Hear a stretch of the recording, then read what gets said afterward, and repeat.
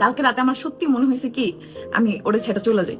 ভাই কত মানুষ ধৈর্য ধরতে পারে? আর ও, আমি বললাম না, যেটা গত 3 বছরে, ও 3.5 বছরে কোনোদিন করে নাই, কিন্তু আমি কিন্তু এই কথাটা তোমার সাথে বারবারই বলি, কিন্তু যখনই ওর এই বিষয়টা হয় এরকম, ও খুব মানে বাজে বাজে বাজে কথা বলে, অনেক খারাপ খারাপ ওয়ার্ড ইউজ করে, হ্যাঁ গালি, মানে গালি ইউজ করে। তো এই জন্য হচ্ছে আমি এগুলো নিতে পারি না ভাই, আমি কখনো ওর গালি দিই না।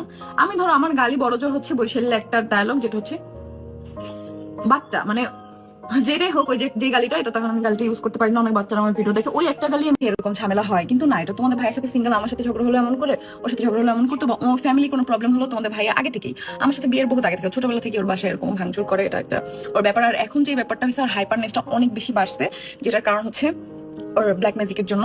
তো হুজুরকে আজকে বলবো যাতে আবার 2-1 দিন এসে একবার রুকিয়া করে দেখি। তা ওই বাসায় আসার পর অনেকটা এটা কমছে আলহামদুলিল্লাহ। ওই বাসায় তো প্রায় এক সপ্তাহের মধ্যে 3-4 দিন এরকম ঝগড়া লেগে থাকতো।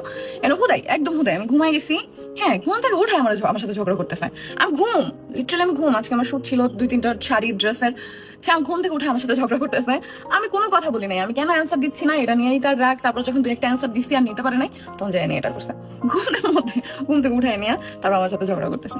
যাই হোক, তো এখন হচ্ছে আমি ফ্রেশ ট্রেশ হয়ে তারপর তোমাদের